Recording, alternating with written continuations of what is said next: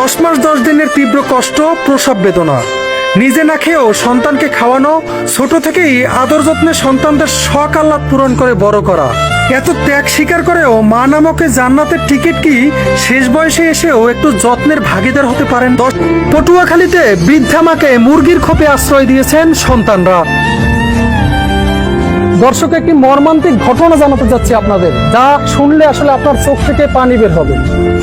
আপনি নন, শুধু যে কোনো হৃদয়বান মানুষের চোখ থেকেই পানি ঝরে। বলা হয়ে থাকে মায়ের পায়ের নিচে সন্তানের বেহেশত, কিন্তু সেই মায়ের প্রতি যখন এরকম অবহেলা করা হয়, জন্ম দিয়েছেন যিনি, সেই মাকে যদি এরকম একটি মুরগির খোপের মধ্যে আটকে রাখা হয়, তাহলে যেন আল্লাহর আরশ কেঁপে ওঠে, সন্তানের জান্নাত যেন হারাম হয়ে যায়।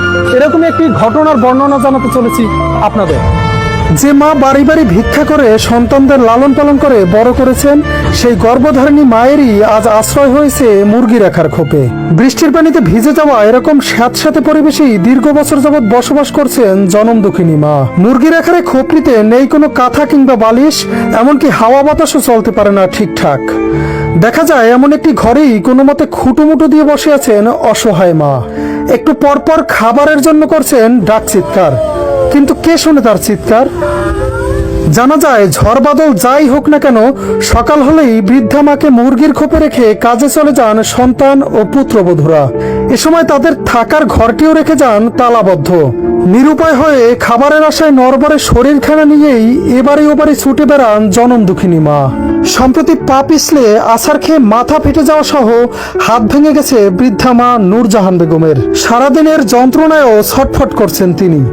এছাড়াও একটু পানি খাওয়ার জন্য করছেন তীব্র আহাজারি, কিন্তু একাকী বাড়িতে তারে করুণ আহাজারি শোনার জন্য কেউ নেই।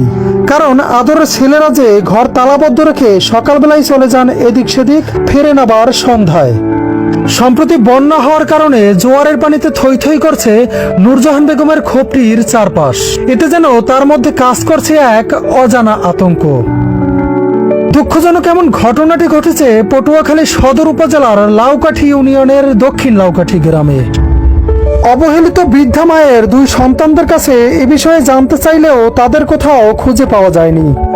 অবশ্যই সন্তান হিসেবে আজীবন মায়ের প্রতি আদর যত্ন ও ভালোবাসা আমাদের নৈতিক দায়িত্ব ও কর্তব্য। এজন্য প্রয়োজন আমাদের মানবিকতা বোধের। শিক্ষিত হওয়ার আগে প্রয়োজন মানুষ হওয়ার, তবেই পৃথিবী হবে আরো সুন্দর, শান্তিময়।